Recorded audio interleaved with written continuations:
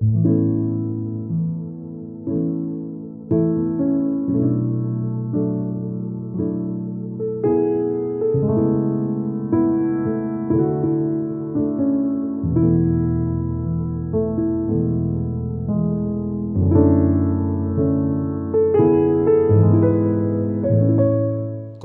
con la serie que tenemos sobre la carta a los tesalonicenses. Vamos despacio, sin apuro, ¿sí? Sin ningún tipo de prisa. Vamos a ir desmenuzando algunos textos que al menos nosotros consideremos que nos ayudan muchísimo al crecimiento de Cristo en nosotros como comunidad, como familia, y poner todo el énfasis, poner toda la atención en la vida que los hermanos en Tesalónica tuvieron experimentando. A mí me está dando muchísima satisfacción, es una satisfacción en el espíritu. No sé si a vos te pasa lo mismo, cada vez que vas a leer la carta a los tesalonicenses, al menos para mí es una fuerte convicción, es un entusiasmo de que sí se puede vivir realmente el Evangelio en comunidad. Sí lo podemos vivir, sí lo podemos experimentar, sí es posible de que la ciudad experimente el poder que el Espíritu Santo actúa en nosotros y a través de nosotros con los demás. Sí es posible afectar todos los pueblos que nos rodean. Sí es posible afectar esta nación, es posible afectar una región entera, si tan solo dejamos que el Espíritu Santo actúe en nosotros y la palabra de Dios actúa en nosotros como lo venimos aprendiendo. El tema que le hemos puesto en esta noche es el misterio del estorbo. Lo que vamos a proponernos entender es por qué Dios permite lo que el diablo procura impedir. ¿Por qué Dios permite situaciones que Satanás intenta impedir? Nos damos cuenta que hay permisos de Dios para que tengamos impedimentos de Satanás. Y esto va a ser lo que hoy nos va a reunir y procuramos entenderlo. Vamos a leer 1 Tesalonicenses, capítulo 2, siguiendo la línea y siguiendo el curso de cómo venimos tratando y trabajando en todos estos sábados. Y vamos a leer 1 Tesalonicenses capítulo 2, verso 17 al versículo 20. Dice así: nosotros, hermanos, luego de estar separados de ustedes por algún tiempo en lo físico, pero no en lo espiritual, con ferviente anhelo hicimos todo lo humanamente posible por ir a verlos. Sí, deseábamos visitarlos. Yo mismo, Pablo, más de una vez intenté ir, pero Satanás nos lo impidió. En resumidas cuentas, ¿cuál es nuestra esperanza, alegría o motivo de orgullo delante de nuestro Señor Jesús para cuando Él venga?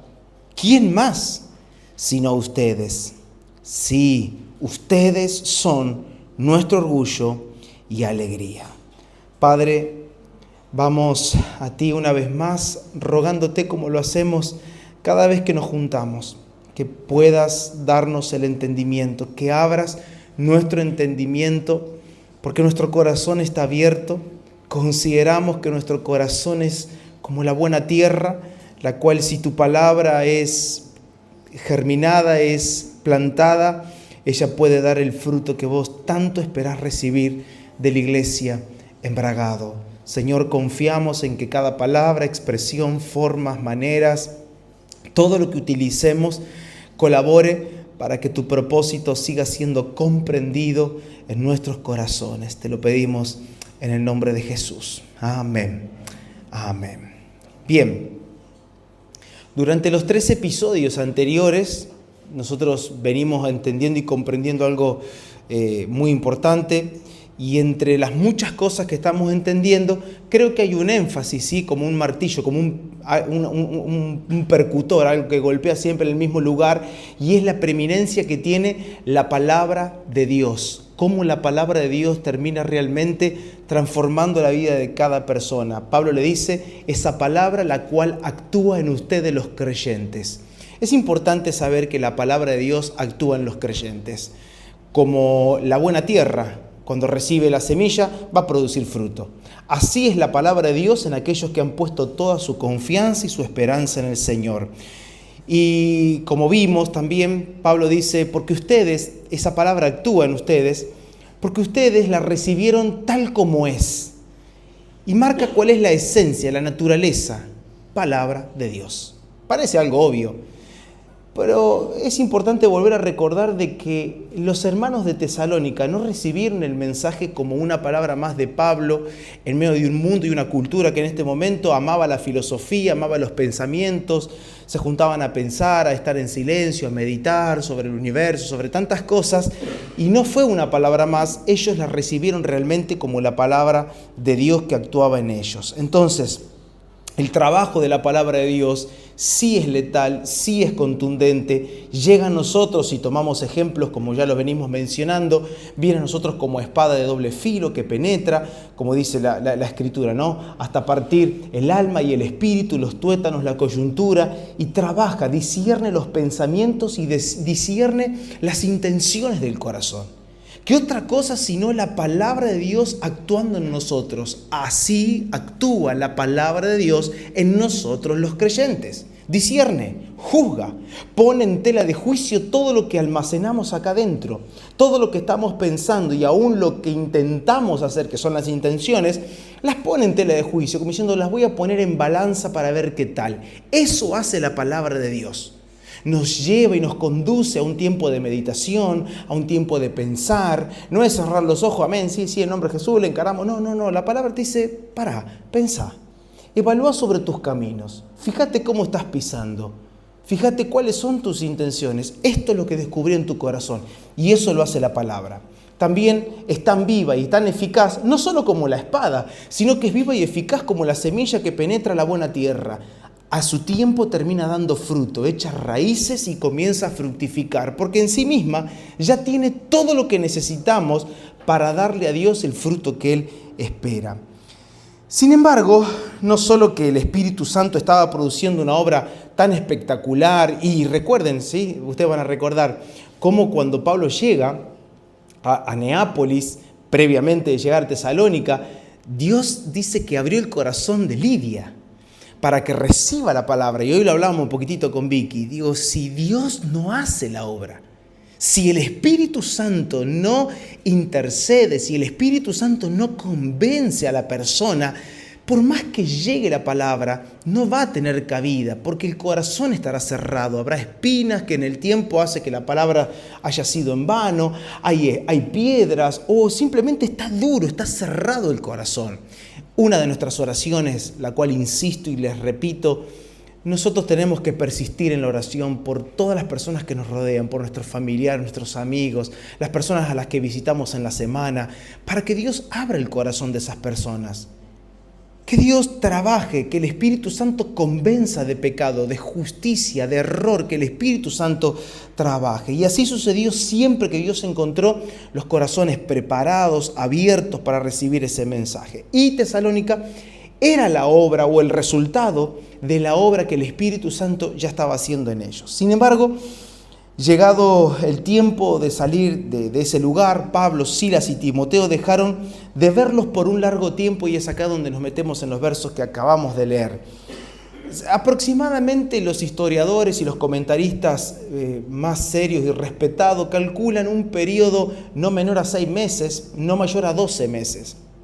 Calculamos que en ese periodo estuvieron ausentes, no pudieron volver a Tesalónica para seguir predicándoles el Evangelio. En ese periodo de lapso muy cortito que tuvieron con los hermanos de Tesalónica, fue suficiente para que el Evangelio pueda prender en esos corazones abiertos como lo estamos mencionando. Pablo habla con el sentido de haber sido arrancado, ya que su partida de allí no fue voluntaria, sino como lo venimos estudiando, por causa de la persecución tuvieron que salir de Tesalónica para poder avanzar. Y a veces esas cosas suceden, y así Dios lo había permitido, que ellos salgan de Tesalónica. La palabra había sido sembrado. Entonces, lo que acabamos de leer es a un Pablo, a un Silas y a un Timoteo que tienen este mismo sentir, el sentir de qué ganas de verlos, qué ganas de volver a darles un abrazo, qué ganas de volver a compartir una cena, qué ganas de volver a tomarnos unos mates a la tardecita cuando terminamos nuestros trabajos, reunirnos, compartir la palabra, orar juntos. Qué ganas de volver a verlos. Solo sé que estoy separado físicamente con ustedes, pero de algo yo estoy seguro. En el Espíritu estamos unidos. En el Espíritu ustedes y nosotros tenemos el mismo sentir, el mismo pensar, tenemos la misma comunión. Dice, luego de estar separado de ustedes por algún tiempo en lo físico, pero no en lo espiritual. Y es acá donde encuentro el primer vínculo, el verdadero vínculo, la verdadera comunión, la cual siempre está presente y es real en los creyentes. El vínculo que es real en los que realmente nacieron de nuevo, la verdadera comunión, en la que en el tiempo termina eliminando todo malestar, termina eliminando el dolor de la iglesia, aunque se pase por momentos de hostilidad, aunque a la iglesia le toque pasar momentos difíciles, la verdadera comunión es lo que nos mantiene vivo a nosotros. Sabemos, Tesalónica, todos los creyentes, aún los apóstoles, estaban en plena persecución. Los judíos lo estaban persiguiendo, eran acusados, eran golpeados, eran encarcelados, como lo venimos aprendiendo. No obstante a todo esto, había una comunión tan viva y real, porque nada es excusa para perder la comunión. Nada. No, bueno, pero es que hace tanto tiempo que no nos vemos, hace tanto tiempo que no nos reunimos. No es excusa. Pablo dice, es verdad que físicamente estamos separados, pero no lo estamos así en el espíritu. Y hoy vamos a procurar responder dos preguntas. La primera pregunta procurará ocuparnos en la introducción del tema, y la segunda pregunta va a procurar desarrollar el mensaje que tenemos. La primera pregunta que nos vamos a hacer hoy, creo que lo tenemos ahí en pantalla. ¿Cuál es el punto de la comunión? ¿Estamos experimentando la comunión que el Espíritu Santo proporciona a los santos? Repito, ¿cuál es el punto de la comunión?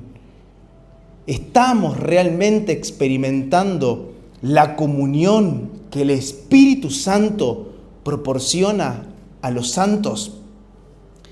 Mientras pensamos en las posibles respuestas objetivas a estas preguntas, lo primero que viene a mi mente mientras yo escribía estas cosas, viene a mi mente el saludo que Pablo tiene a los hermanos de Corinto.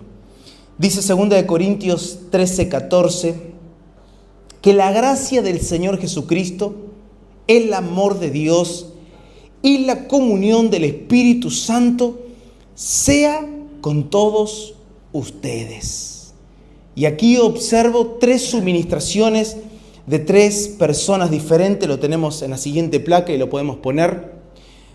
Tres suministraciones diferentes de tres personas diferentes, aunque del mismo Dios. En primer lugar, Pablo cuando saluda menciona la gracia de Cristo, el cual provee poder y Él mismo es raíz en nosotros para producir una vida justa y celestial en un mundo caído y terrenal. En segundo lugar, lo segundo que menciona Pablo en este saludo es que el amor de Dios, el cual había sido derramado en todos nosotros, un amor que da sin reservas, tal como el Padre lo hizo al dar por amor a su Hijo unigénito por el rescate de muchos.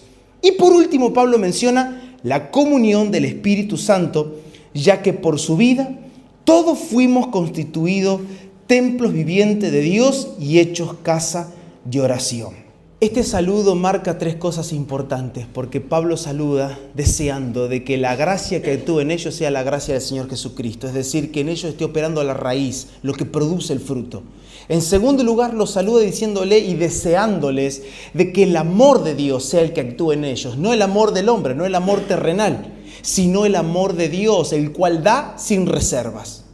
Pero en tercer lugar le dice que la comunión que tengan ustedes no sea la comunión que ven allá afuera en la calle, que sea una comunión verdadera, no la gente que se junta, no, pues tenemos los mismos gustos, no, porque bueno, nos juntamos, que no significa estar juntos en la comunión, sino que en la iglesia el deseo de Pablo cuando saluda a los corintios es que ustedes tengan la comunión que el Espíritu Santo les da. No la comunión aprendida afuera, no la comunión aprendida en algún club social, etc. No, la comunión de los santos lo cual, si se las da el Espíritu, a ustedes los vuelve una casa de oración. Mis hermanos, la comunión nuestra no nace de las buenas relaciones que podamos tener. Y yo sé que acá entre todos nosotros nos llevamos súper bien, súper bárbaro. Cada vez que nos juntamos, cada vez que nos quedamos a compartir un post-reunión, cuando tenemos para compartir los alimentos, cuando vamos a pasar un día, como este viaje que vamos a realizar juntos. Nosotros nos vamos a pasar espectacular, ¿verdad? Sí, porque nos llevamos bien entre nosotros. Sin embargo, necesitamos aprender en esta noche, y esto nos va a hacer madurar a todos los que estamos acá, es que nuestra comunión no depende de las buenas relaciones que tengamos entre nosotros, aunque sin duda la incluyen, sino que la verdadera comunión tiene como base y como centro que vos y yo compartimos la misma vida. La misma vida, no las mismas prácticas. No tiene que ver la verdadera comunión con que no somos cercanos.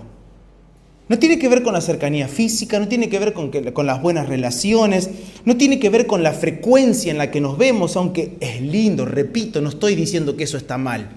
Sino que la verdadera comunión la tenemos cuando compartimos la misma vida, cuando participamos de la vida que tenemos en Cristo dada por el Espíritu de Dios.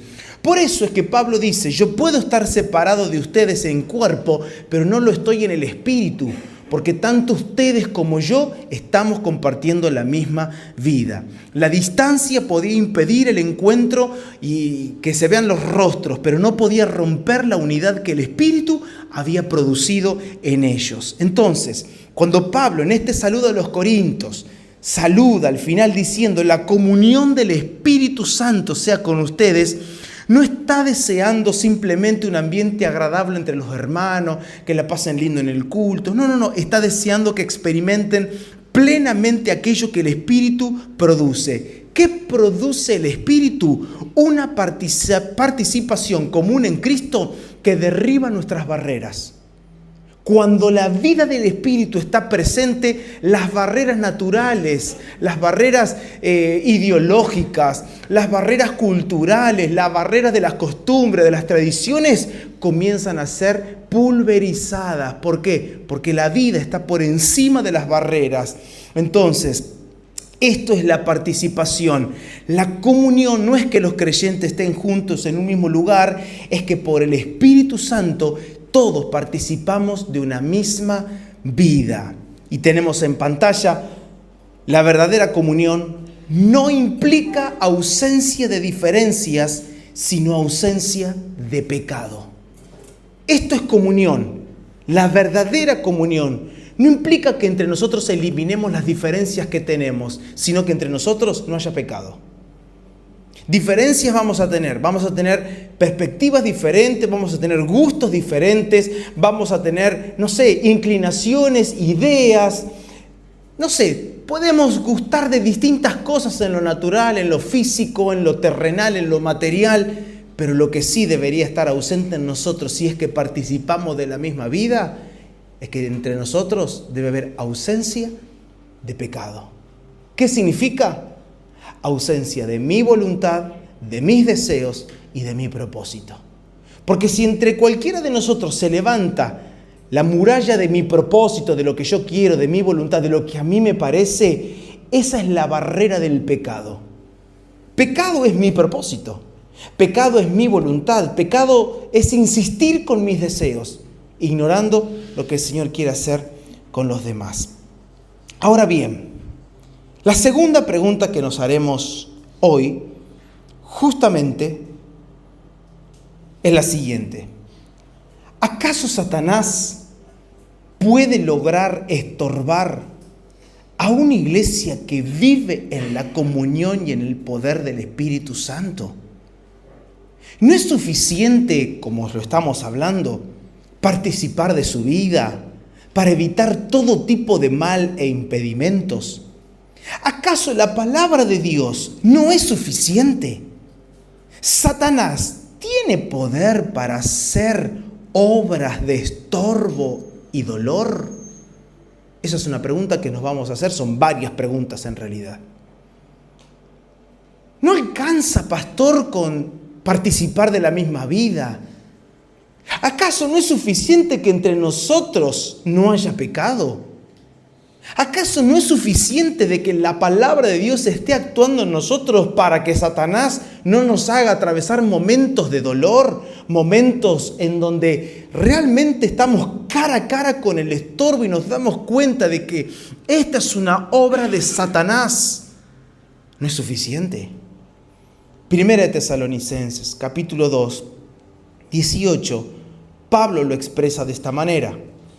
Sí, deseábamos visitarlos. Yo mismo, Pablo, más de una vez intenté ir, pero Satanás nos lo impidió. Y es acá donde comenzamos con el desarrollo de lo que al menos creo que necesitamos entender en esta noche. Conocer la soberanía de Dios es entender que todo lo que nosotros vivimos es permitido por Él. Es lo primero. Si nosotros comprendemos y tenemos una revelación del Dios soberano, nosotros entendemos que todo lo que nos sucede en esta vida es permitido por Él. Si bien es cierto de que muchas de las cosas que te ha tocado vivir a vos y que me han tocado vivir a mí son fruto de mis malas decisiones y de tus malas decisiones, no obstante a todo esto, Dios utiliza esas situaciones y esas circunstancias de la vida, Dios se vale de ella para formarnos, para enseñarnos y para darle un sentido real y divino a nuestras vidas. Es decir, que después de padecer por nuestros errores, por nuestros pecados, por nuestra arrogancia, nuestra soberbia, nuestra terquedad, después de padecer en ese tiempo, Dios mismo se encarga de afirmarnos. Después de haber mordido el polvo de la tierra por nuestros errores, Dios se encarga de levantarnos. Dios utiliza esas circunstancias para que tengamos una mayor revelación de su propósito y de su persona obrando en nuestros corazones. Entonces, en ese punto, yo me vuelvo un colaborador con Dios. No me vuelvo un colaborador con Dios por haber hecho un curso de capacitación o haberme recibido, como tantos institutos hoy entregan, el título de pastor. No colaboro con Dios por lo que pude comprender cognitivamente, no colaboro con Dios por un título. No. Colaboro con Dios en la medida en la que Él trabaja y yo permito que Él me forme. Cuando permito que Él me forme. Y en este punto, antes de avanzar al siguiente casillero, vos y yo tenemos que comprender algo importante. Y quiero que te lo grabes en el corazón y en tu mente.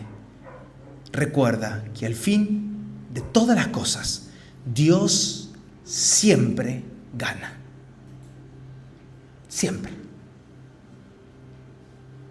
Al final, Dios siempre gana. Al final, el propósito de Dios es inamovible.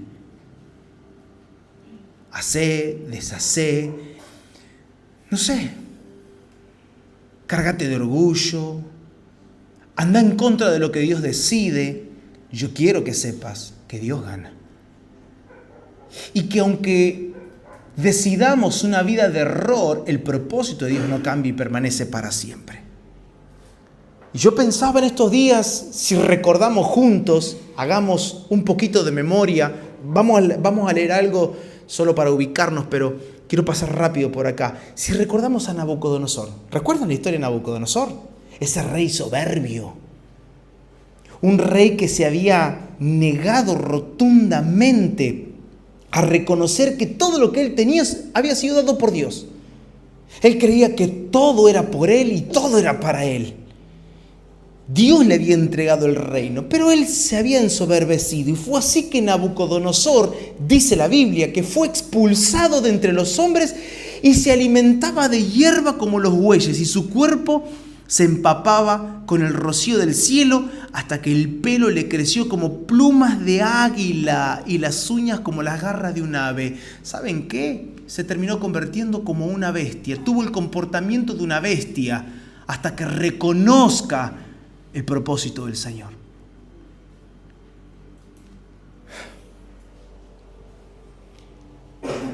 Creo firmemente que a todos en algún momento nos toca experimentar lo que experimentó Nabucodonosor. Vivir como bestias en este mundo. Vivir como personas que hasta que no reconozcamos a Dios, nuestra apariencia, nuestro resultado, nuestro comportamiento terminan dando vergüenza. Dice Daniel, capítulo 4, verso 34. Pero al fin de los días, yo, Nabucodonosor, alcé mis ojos al cielo y recobré mi razón y bendije al Altísimo y alabé y glorifiqué al que vive para siempre, porque su dominio es un dominio eterno y su reino permanece de generación en generación. Todos los habitantes de la tierra son considerados como nada, mas Él actúa conforme a su voluntad en el ejército del cielo y entre los habitantes de la tierra. Y miren cómo termina Nabucodonosor, el que era una bestia. Escuchen, lean por favor, lo tienen ahí en pantalla. ¿Qué dice? Nadie puede detener su mano ni decirle, ¿qué has hecho? Miren, mi oración es que todos podamos tener una revelación profunda de Cristo actuando en cada uno de nuestros corazones. Que todos nosotros podamos tener una revelación profunda, sincera, real y letal del propósito de Dios. Que como siempre les digo, que cada mañana al levantarnos o en el correr de las horas del día podamos decir, es que yo vine para esto. ¿Quieres no volverte un Nabucodonosor? Recuerda a cada instante de tu vida para qué y por qué Dios te creó. ¿Por qué apareciste en el vientre de esa mujer que quizás algunos han tenido malas experiencias con su familia de sangre? Quizás alguno tuvo una madre que no lo aceptó, lo rechazó, lo quisieron abortar, etc. Señor, haces como quieras. Eres perfecto, me diste vida.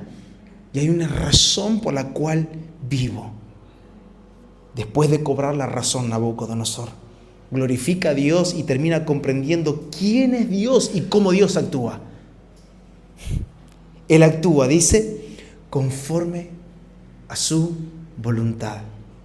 Lo que significa es que Dios no actúa conforme a nuestra petición. Dios no actúa conforme a nuestros caprichos. Dios actúa conforme su voluntad y siempre hace todo lo que se propone hacer. Siempre lleva a cabo su plan. Su plan nadie lo detiene. Yo quiero que recibas esta palabra en el corazón y que abraces la esperanza. Dios no cambia sus planes.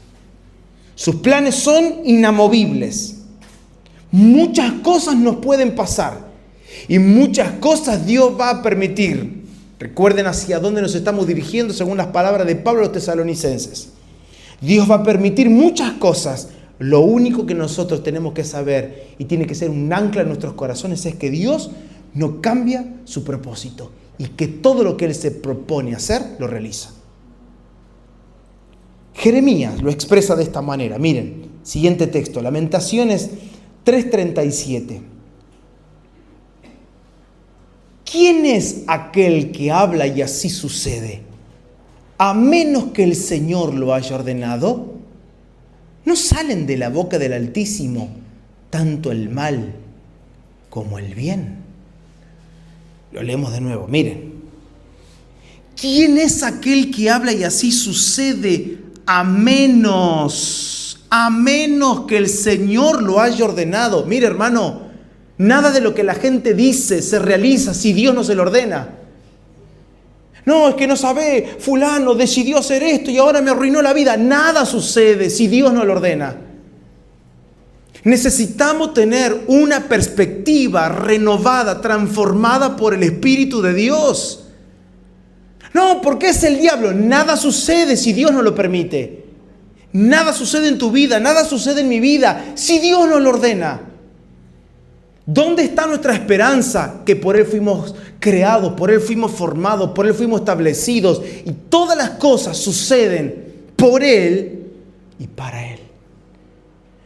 Porque lo que por Él es hecho en la tierra, a Él le termina dando fruto. Aunque lo que ha sucedido acá no lo entendamos, algo sé, de que esto que hoy no entiendo, a Él le está dando un fruto, que quizás hoy no lo podamos ver. Siempre es bueno recordar que las palabras de Dios no son una sugerencia de vida, sino que la palabra que sale de la boca de Dios son espíritu y vida. No es una sugerencia. Muchos toman las palabras de Dios como una sugerencia. Bueno, ¿han escuchado? Este es el consejo bíblico. No. Este es el Espíritu de Dios. Cuando me acerco a las Escrituras, no me acerco a un consejo. No me acerco a una sugerencia. Bueno, yo te voy a dar un consejito. No. ¿Esto qué es? Esto es espíritu y vida. Jesús se lo dijo. En Juan 6:60 en adelante dice, mis palabras son espíritu y son vida. Hebreos, como dice Hebreos capítulo 11, verso 3, por la palabra fue hecho el universo. Por lo tanto, todo lo que sale de la boca de Dios crea, forma, produce vida. La realidad y la soberanía de Dios se expresan y comunican siempre mediante su palabra. Por este motivo, es que hoy nosotros, como lo venimos hablando aún los jueves, tenemos una generación perdida. ¿Por qué? Porque todos lo están cuestionando. Todos lo están cuestionando. No, bueno, pero vamos a ver. Y lo que pasa es que es muy difícil. Jesús tuvo esos planteos. Es más, se lo dijeron a Jesús, tus palabras son difíciles de entender. Tenés la generación que cuestiona todo, es porque nunca tuvo una revelación profunda con la palabra de Dios. La han tomado como una sugerencia, la han tomado como un modo de vivir, pero no como vida real. Ahora bien, esta generación que se desentiende de la palabra de Dios es la que termina perdiéndose. Es la que termina viviendo cosas absolutamente desagradables, las cuales no discutimos porque hay cosas en la vida que son muy difíciles. Pero lo difícil no es el momento difícil. Lo difícil es pasar el momento difícil sin la palabra de Dios. Lo difícil no es lo difícil. Lo difícil no es la circunstancia. Lo difícil termina siendo cuando atravesamos esa circunstancia sin el espíritu y la vida que por la palabra viene. Es ahí donde perdemos los estribos. Comenzamos a pecar, tomamos malas decisiones. Ese es el pecado del hombre. Vayamos en este recorrido. Porque es Job que se pregunta lo siguiente. Job termina diciendo, ¿acaso recibiremos de Dios el bien y el mal no lo recibiremos? Y yo te quiero hacer esta pregunta. ¿Sos de ese tipo de persona que cree que todo bien viene de parte de Dios y el mal no? Como que el mal se lo atribuimos todo al diablo. Y el diablo, mira lo que me pasó. No, mira, qué desastre. Es que con este gobierno, ¿qué acaso vamos a recibir solo el bien de parte de Dios y el mal no lo recibiremos? Dice Job. Y esta es la pregunta que nos vamos a hacer en esta noche. Porque lo que venimos observando es que es Dios quien permite situaciones para conducirnos a su plan. Es Dios quien permite en tu vida y en mi vida situaciones que nos conducen a su propósito. Aunque muchas de las cosas que nos toquen vivir sean desafortunadas o tristes delante de una mente que es carnal, natural y limitada. Cuando solamente me quedo en el pensamiento carnal, natural y humano frente a la situación que me encuentro, me voy a quedar como que, qué triste. Uy, qué mal. Uy, qué situación desagradable. Lo cual no se niega, no se va a decir frente a una situación triste, ah, qué bueno. No. Por supuesto que hay situaciones tristes y con los que lloran, ¿qué haremos? Lloraremos. Con los que están tristes, ¿qué vamos a hacer? Acompañarlos en ese momento de tristeza. Mas nosotros tenemos la mente de Cristo. Hay esperanza y hay una comprensión mucho mayor y mucho más profunda de la vida que proporciona la palabra de Dios y hacia dónde Dios puede conducir a una persona. Los pensamientos de Dios no son los nuestros. Nuestros caminos no son los del Señor. Mire lo que dice Job, capítulo 2, verso 9 y 10.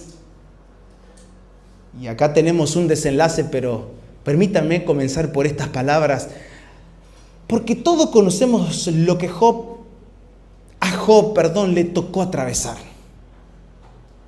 Lo que a Job le tocó atravesar, nadie lo quiere atravesar. Es más, si te toca, no se lo deseas a nadie.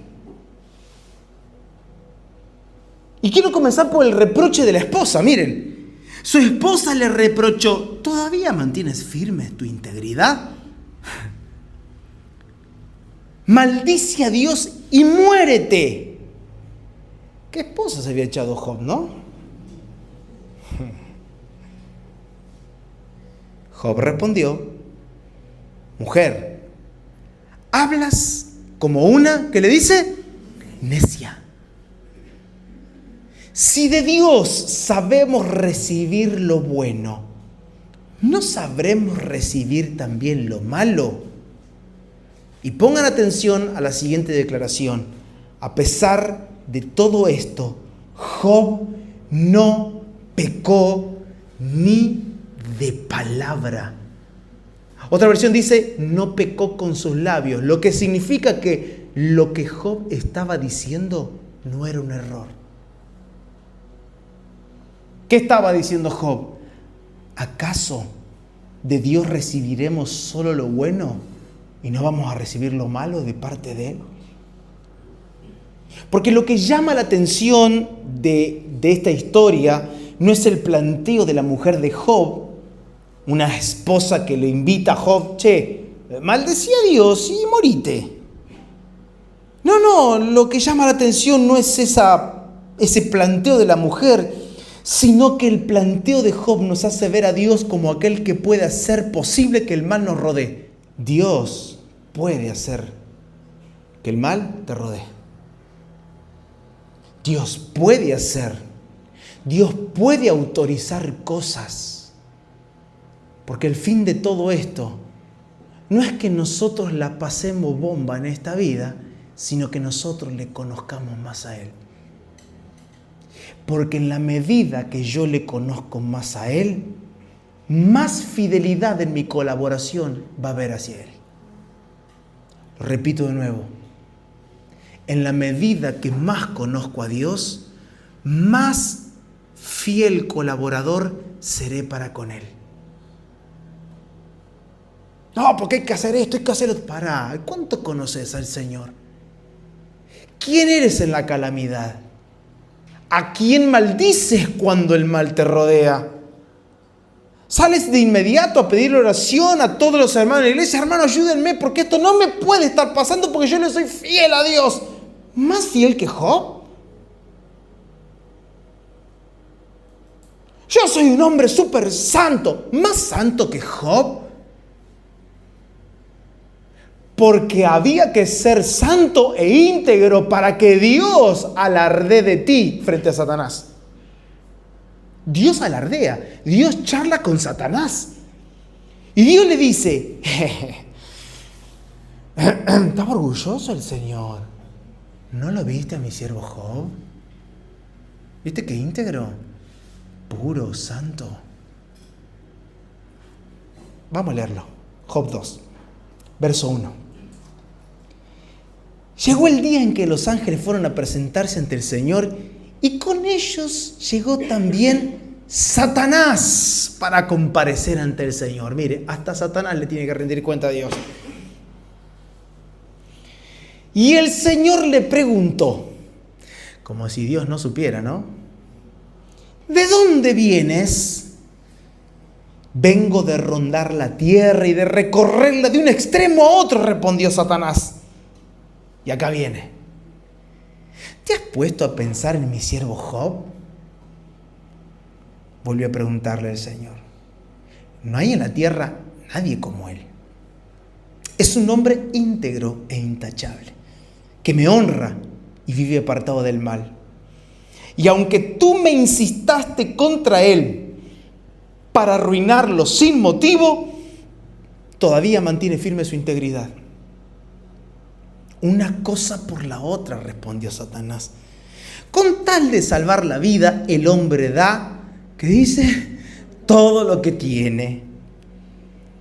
Pero extiende la mano y hiérelo, a ver si te maldice en tu propia cara.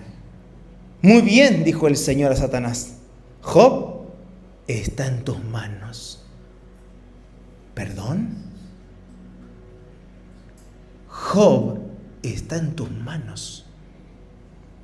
Eso sí, respeta su vida.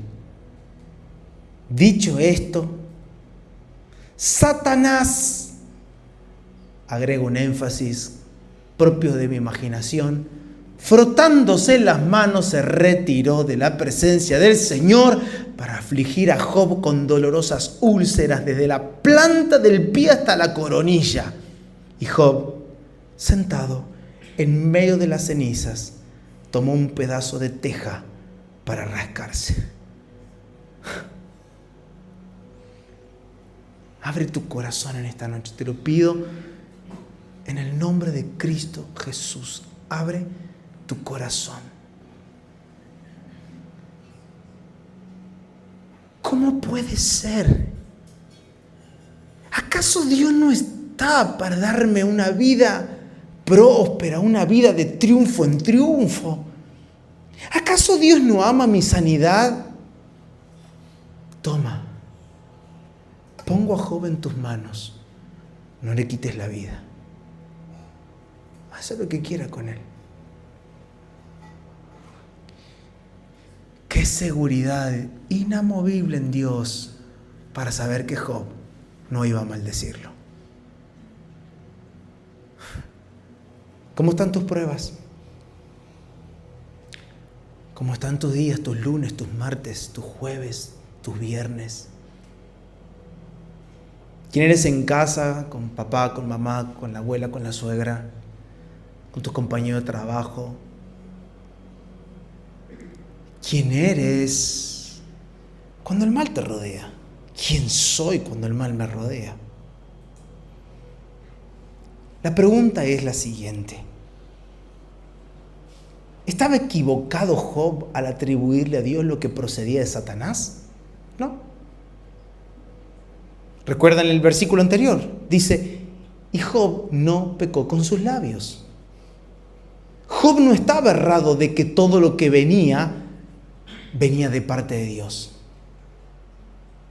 La antesala a la maldición de la mujer, al reproche de la mujer, la antesala a los problemas, al derrumbe de su familia, de su casa, la muerte, la enfermedad, la maldición de su mujer, la antesala es Dios dándole permiso a Satanás para tocar a Job.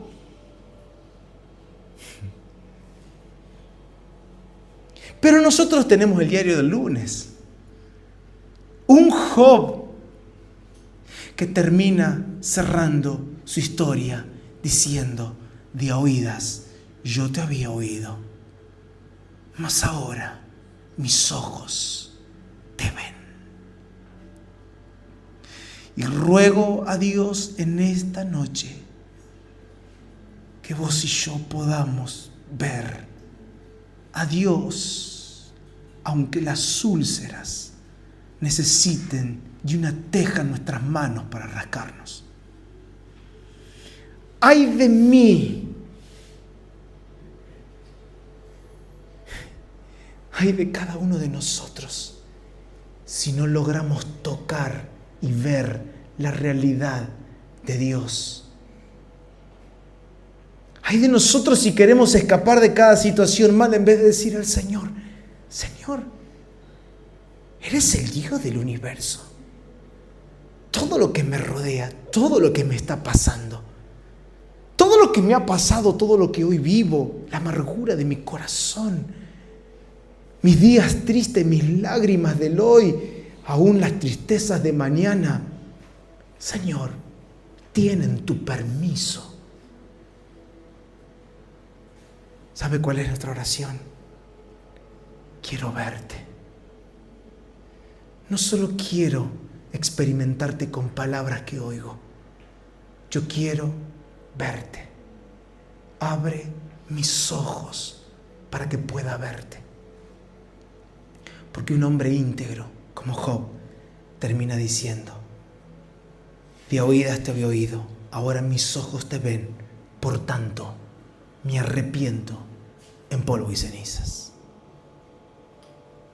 No importa qué tan íntegro seas, siempre es un buen momento para arrepentirnos.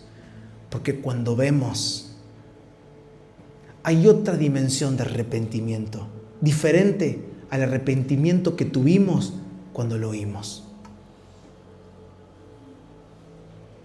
Solo Vicky sabe las luchas que tuve esta semana. Y el Señor, primeramente. Tan luchado estos días, tan luchado en estos días.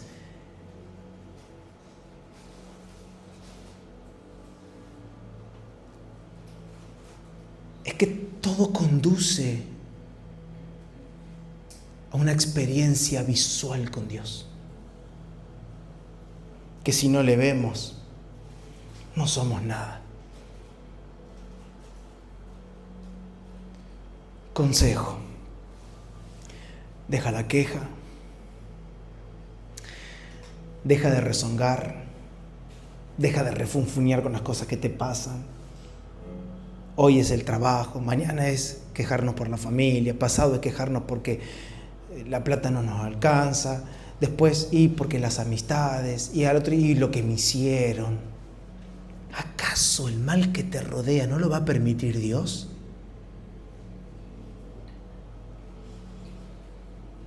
¿Qué aprendo? Que el mal que causa Satanás solo tiene lugar si Dios da su permiso. Mis hermanos, hasta Satanás le sirve a Dios.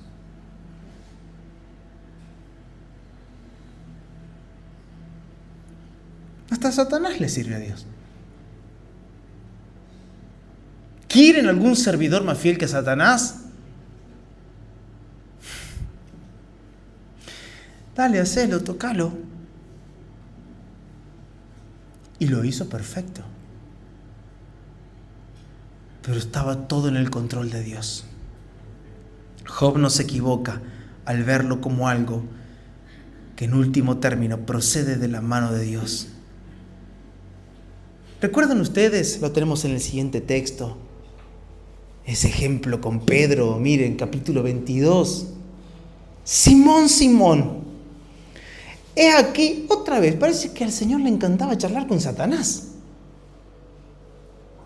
Satanás me ha pedido para zarandearos como a trigo, pero yo he rogado por ti que tu fe no falte, y tú, una vez vuelto, confirma a tus hermanos. ¿Se da cuenta acá Satanás pidiéndole permiso al Señor para poner a prueba la fe de Pedro? Jesús declara darle permiso a Satanás sabiendo que todo lo que Pedro viviría en esa negación, Jesús sabía todo. Y esto es lo que a nosotros nos estremece hasta lo más profundo. Dios conoce aún tus negaciones. Por eso declara: una vez que vuelvas, confirma a tus hermanos.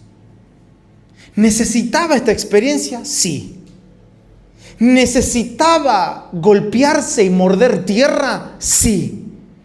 ¿Necesitaba reconocer que sin el Espíritu de Dios su vida y su ministerio serían un fracaso? Sí.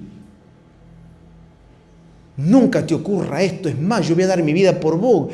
Imagínate la euforia de Pedro donde te vengan a agarrar para llevarte, para matarte, se la van a tener que ver conmigo, Jesús. A vos esto no te va a pasar. Pedro, antes que el gallo cante, me vas a negar 3 veces. Pero esa negación cambió el plan de Dios. La intervención del Espíritu de Dios. La orden previa, no se muevan. Quédense inquietos. Esperen en Jerusalén hasta que sean investidos por el poder del Espíritu Santo. Entonces ustedes me serán testigos.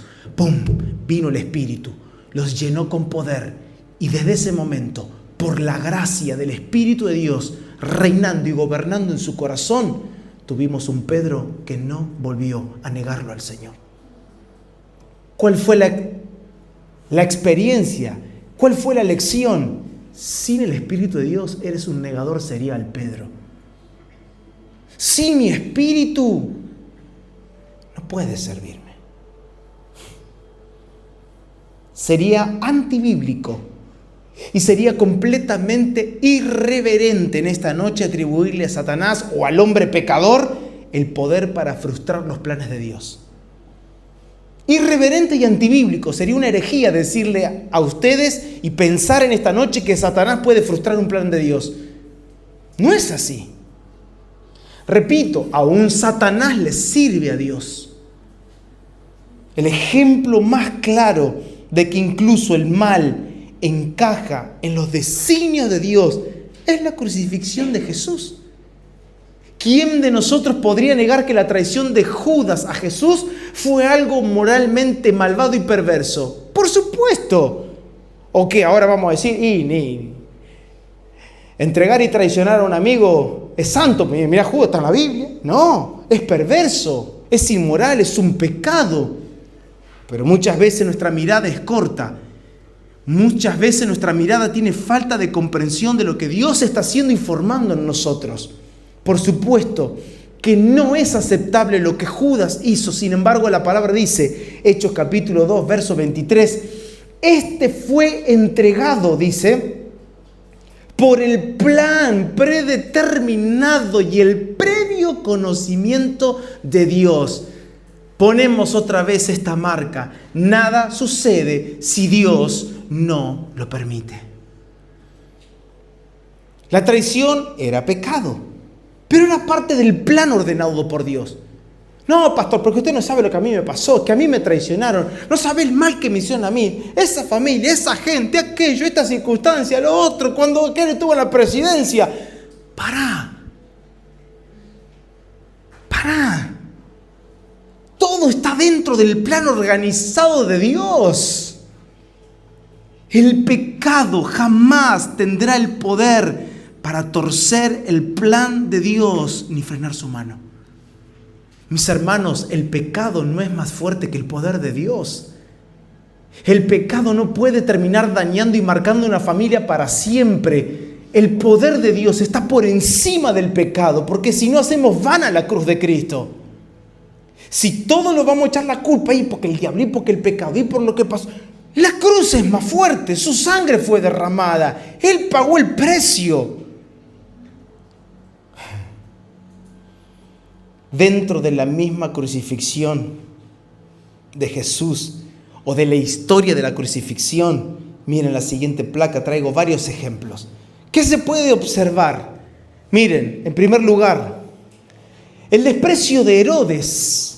Lucas 23:11 dice entonces Herodes con sus soldados le menospreció y escarneció, vistiéndole de una ropa espléndida, y volvió a enviarle a Pilatos. ¡Wow! Miren, Jesús que experimentó antes de la crucifixión, desprecio. Número 2, la falta de interés y carácter de Pilato. Entonces Pilato sentenció que se hiciese lo que ellos pedían. Número 3, antes de la crucifixión, ¿qué le pasó a nuestro Señor? El grito de los judíos que pedían que crucifiquen a Jesús a cambio de la liberación de Barrabás. ¿O no te ha pasado en la vida que prefieran más a una persona impía que a ti? Jesús lo vivió. Y por último, la burla de los soldados romanos. Dice Lucas 23:26, los soldados también le escarnecían y acercándose y presentándole vinagre. Todo esto que observamos aquí, sin duda, que era pecado y maldad pura. Sin embargo, no podemos negar de que todo esto colaboraba para que el plan de Dios se lleve a cabo. Hay momentos y hay circunstancias en la vida que son total y completamente adversas. De hecho, los apóstoles vivieron cosas horribles. Podemos ver en Hechos capítulo 4, y ahora vamos a leer una oración de la iglesia, en Hechos capítulo 4, cuando la iglesia comenzó a ser perseguida, recuerdan Pedro y Juan llevados frente a las autoridades. Ahí sale la declaración esta, pero ¿qué es mejor, obedecer a Dios o a ustedes? ¿A quién quieren ustedes que obedezcamos? Nosotros vamos a obedecer a Dios. Sin embargo, la iglesia tuvo una oración frente a la persecución, frente a las acusaciones, frente a la traición. La iglesia, y es Lucas el que recoge y se encarga de escribir lo que la iglesia entendió y oró en esos climas hostiles. Hechos 4:23. Miren, cuando quedaron en libertad, habla de Pedro y Juan, recuerdan, fueron a los suyos y les contaron todo lo que los principales sacerdotes y los ancianos le habían dicho. Al oír ellos esto, unánimes alzaron la voz a Dios y dijeron: oh Señor, tú eres el que hiciste el cielo y la tierra, el mar y todo lo que en ellos hay. El que por el Espíritu Santo, por boca de nuestro padre David, tu siervo, dijiste: ¿por qué se enfurecieron los gentiles y los pueblos tomaron cosas vanas? Se presentaron los reyes de la tierra y los gobernantes se juntaron a una contra el Señor y contra su Cristo. Porque en verdad en esta ciudad se unieron tanto Herodes como Poncio Pilato junto con los gentiles y los pueblos de Israel contra tu santo siervo Jesús, a quien tú ungiste para hacer cuanto tu mano y tu propósito habían predestinado que sucediera. Ahora, Señor, considera sus amenazas y permite que tus siervos hablen tu palabra con toda confianza, mientras extiendes tu mano para que se hagan curaciones, señales y prodigios mediante el nombre de tu santo siervo Jesús. Después que oraron, el lugar donde estaban reunidos tembló y todos fueron llenos del Espíritu Santo y hablaban la palabra de Dios con valor. ¿Sabe qué veo acá yo? Una iglesia completamente identificada con los padecimientos de Cristo. Fíjense en cómo Lucas asocia el sufrimiento de Cristo cuando padeció, cuando se presentó frente a Pilato, todo lo que Herodes hizo. Recoge Lucas en esta oración de la iglesia. Esto fue lo que la iglesia oró. Y une los padecimientos de Cristo con los padecimientos que ellos estaban teniendo. La persecución, Lucas la identifica, o mejor dicho, la describe como una misma cosa que ellos estaban entendiendo y comprendiendo, diciendo: lo que Cristo padeció es lo que a nosotros nos toca padecer ahora. Pero Señor, todo esto ocurrió porque vos te lo propusiste. Todo esto ocurrió no por una ocurrencia ni de Pilato ni de Herodes, no porque el pueblo gritó liberen a Barrabás. Esto no pasó porque la gente lo logró, esto pasó porque vos lo pensaste. Este fue tu plan, Señor. Por lo tanto, si hoy nos están persiguiendo a nosotros, repito, esto entendía la iglesia en esos tiempos. Si esto nos pasa a nosotros, si a nosotros nos toca padecer persecución, si a nosotros nos quieren encarcelar, si a nosotros nos quieren matar, Señor, estamos en tus manos. Solo te pedimos una cosa: danos el valor para predicar tu palabra. Danos la valentía que necesitamos para seguir adelante con tu plan. Y dice que mientras estaban orando, el lugar tembló y fueron todos llenos del Espíritu Santo. ¿Y qué pasó? El Espíritu les dio valor para anunciar la palabra. Es la pregunta que yo me hago y quiero compartírtela en esta noche. ¿Quién eres en la hostilidad? ¿Quién eres cuando el mal te rodea? ¿Quién eres en medio de la persecución? Yo veo que ninguno de ellos, ninguno de los apóstoles, vio la persecución o la circunstancia como un impedimento para anunciar el Evangelio. Miren, en momentos difíciles, más de uno de nosotros quizás ha pensado esto: mejor me voy a fortalecer y voy a estar bien para poder servir al Señor, pero voy a esperar que esto pase. No lo veo.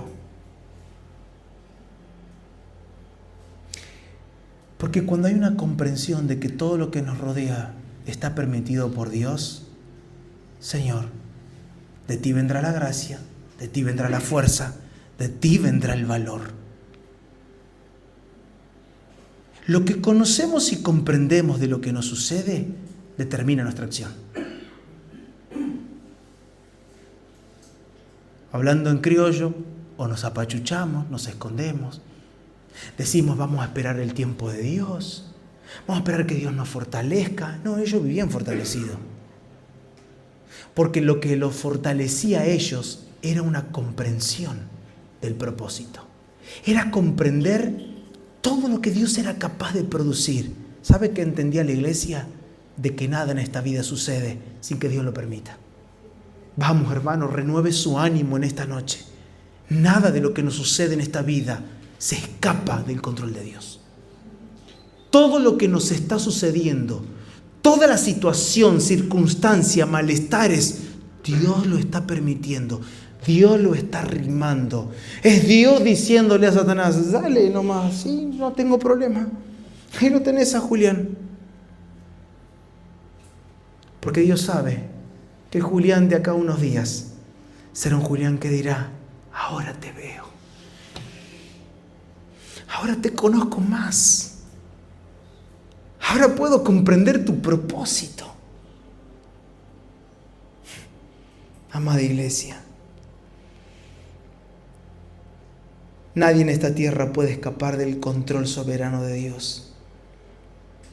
Ni las malvadas y perversas decisiones de los hombres que tienen como fin su propia gloria e interés pueden frustrar lo que Dios se ha determinado en sí mismo. Nada. No hay economía, no hay presidencia, no hay gobierno, no hay reino, no hay situación financiera, no hay enfermedad, no hay ningún dictamen médico ni clínico ni lo que sea que pueda frenar lo que Dios se determinó. Postrados en una cama, parados en tierra, llorando con los que lloran, riéndonos, comiendo, sin comida, escondidos, perseguidos, angustiados como estemos, el plan de Dios se mantiene firme. Esta es nuestra oración. Que Dios levante una comunidad de santos embragados, dispuesta a servir al Señor, porque primero ha comprendido que todo lo que le rodea es permitido por Dios. Volviendo a don Pablo. Hermanos, Satanás nos impidió. Satanás nos impidió ir a visitarles. Satanás no nos dejó llegarnos hasta hacia ustedes. ¿Cuántas veces, dice Pablo, hicimos todo lo humanamente posible para ir a ustedes, pero Satanás nos impidió? Pero Dios estaba al control de los tesalonicenses. Porque en la ausencia de Pablo, ellos dijeron: vamos, prediquemos el Evangelio. Había una vida que había nacido en ellos. Y aunque no podían verse el rostro, Aunque no podían compartir las cosas que estaban acostumbrados a compartir los unos con los otros, había algo que era más fuerte que el abrazo de un apóstol. Era la vida del Espíritu Santo gobernando en sus corazones. Porque si el Evangelio entra, todo es transformado y cambiado para siempre. Proverbios. Quiero leer estos dos textos para ir cerrando. Proverbios 16:9. La mente del hombre planea su camino, pero el Señor dirige sus pasos. Y Proverbios 21:1. Como canales de agua es el corazón del rey en la mano del Señor. Él lo dirige donde le place. Haz todos los planes que quieras. Al fin y al cabo, el que va a agarrar tus pies para tomar las decisiones va a ser el Señor. Armar los planes, los caminos que quiera, dice la mente del hombre, planea el camino. Pero ¿saben quién dirige los pasos? El Señor. Planifica. El Señor determina todo. Cierro con esto. Lo vimos hace unos meses atrás. José. Una persona que habrá pasado a alguien mayor calamidad que la que pasó José, mayor traición que la que pasó José. Hay similares, sí, porque José termina siendo un tipo, una sombra de Cristo. Entregado, traicionado, golpeado, vivió como un reo. Sin embargo, todo resultó en que el mismo José termina consolando a sus hermanos diciéndole: ustedes pensaron hacerme mal, pero Dios lo cambió en bien para que sucedieran todo lo que hoy ustedes están viendo. Yo soy padre de Faraón, yo soy padre de Egipto. Dice la Escritura que fue puesto como por padre, como gobernante. Yo creo en que todo lo que nos está sucediendo está siendo permitido por Dios. ¿Lo crees? Cierro con este texto, Salmos 33:11. Pero los planes del Señor quedan firmes para siempre. Los designios de su corazón son eternos. ¿Lo leemos otra vez? Que dice, vamos, pero los planes del Señor quedan firmes para siempre. Los designios de su corazón son eternos. ¿Qué aprendemos esta noche? La soberanía de Dios nos sostiene. Lo que Dios se determinó que vivamos es lo que nos sostiene.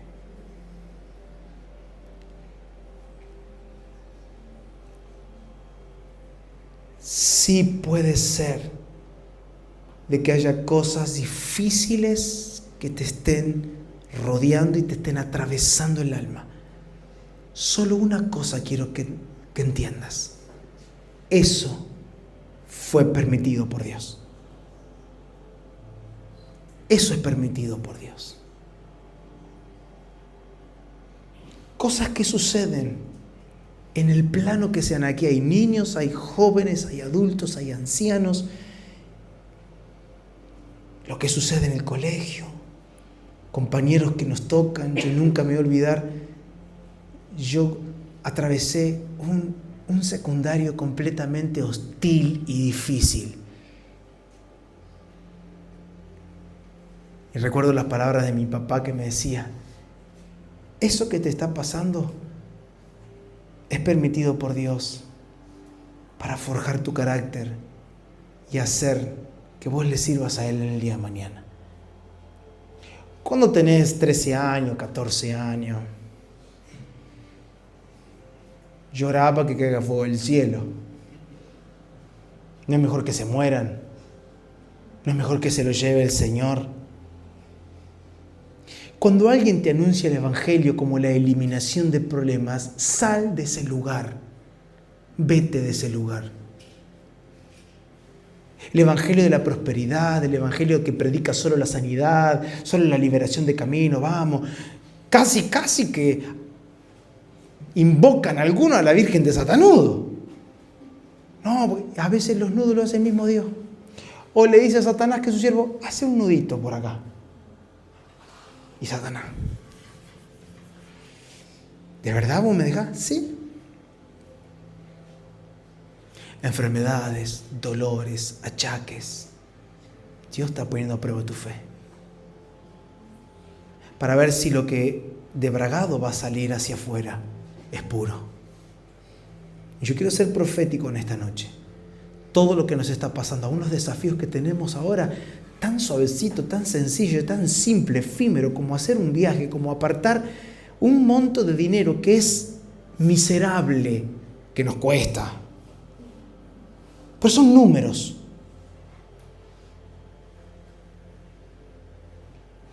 ¿Nunca te pasó que cuando se te viene una prueba se te agarra taquicardia y dices, ¿y cómo voy a hacer? ¿Y cómo voy a pagar? ¿Y cómo voy a hacer? ¿Cómo resuelvo esto ahora? Y Dios te está mirando. Hay alguien que intercede en nosotros y por nosotros con gemidos indecibles. ¿Para qué? Para que nuestra fe no falte. Porque el mismo Consolador que estuvo con ellos, llamado Jesús, rogó para que no falte la fe en Pedro. Ahora nos fue dado su Espíritu para que interceda por nosotros con gemidos indecibles. ¿Eres un cristiano? Levanta tus manos. ¿Hay creyentes aquí en esta noche? Ustedes nacieron de nuevo. Y el Espíritu de Dios habita en ustedes. Y Él hoy está rogando para que tu fe y mi fe no falte. ¿Qué es fe? Ver como Dios lo ve. He rogado para que tu fe no falte. Y aún en la fe le erramos. ¿Y dónde estuvo la fe? Produciendo arrepentimiento. ¿Dónde está la fe cuando le erro, pastor? Si al fin y al cabo fracasé. Sí, pero no dormiste. Te fuiste, te escondiste y lloraste amargamente allá, Pedro. Esa fe es lo que produjo esa pasión que cuando, recuerdan, lo vio a Jesús, lo vio que era Él. Había un tipo armando allá, había un fueguito en la playa, al fondo de todo, haciendo unos pescados. ¿Qué está haciendo ese allá? Cuando vieron que era el maestro, Pedro no esperó que la barca llegue a la orilla. Se tiró al agua, salió como un loco para encontrarse con Jesús. Dios permite situaciones para aumentar nuestra desesperación por Él, para aumentar nuestro deseo, nuestra sed, nuestro anhelo apasionado y ferviente por Él. Porque sí hemos experimentado qué tan seco y qué tan amargo nos sentimos cuando Él no está. Gracias, Padre. Gracias. ¿Cuántos planes frustrados, entre comillas, hay aquí en esta noche presentes?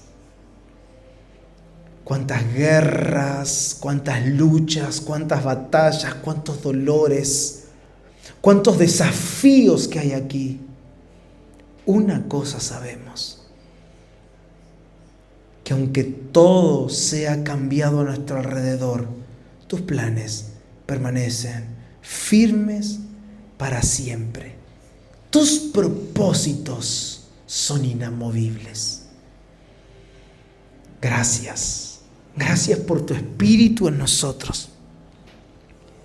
Gracias por tu verdad que alumbra nuestros corazones.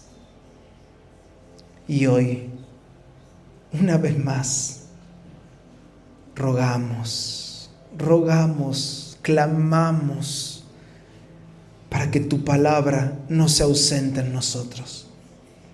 Gracias por cada familia que está presente en esta noche. Gracias por cada dificultad, por cada desafío. Gracias porque hoy podemos comprender de que aún en los planes frustrados, tú estás al control de todo, Señor. en medio de la tempestad, aún en medio de un barco que se despedaza, que se hunde, que se puede encallar sobre las rocas, tú estás presente. Gracias, Padre, porque todo lo escribiste y todo lo diseñaste para que Cristo sea revelado en nuestras vidas. Y es lo que queremos. Queremos verte. ¿Te animas a decirle al Señor en esta noche: abre mis ojos, abre mis ojos, abre mis ojos, abre mis ojos? Pedir que Dios abra nuestros ojos es como pedir a Dios que nos rodee con lo que Él determine rodearnos mañana. Porque Él utilizará medios, circunstancias y personas para revelarse a nuestras vidas. Gracias, Padre. Sigue trabajando en nuestros corazones y que esta palabra sea la que alumbre nuestro interior. Que por la obra de tu Espíritu Santo seamos exhortados, animados, consolados, aún en esta noche, al acostarnos, al regresar a casa, seamos confortados por ti. En Cristo Jesús. Amén. Amén.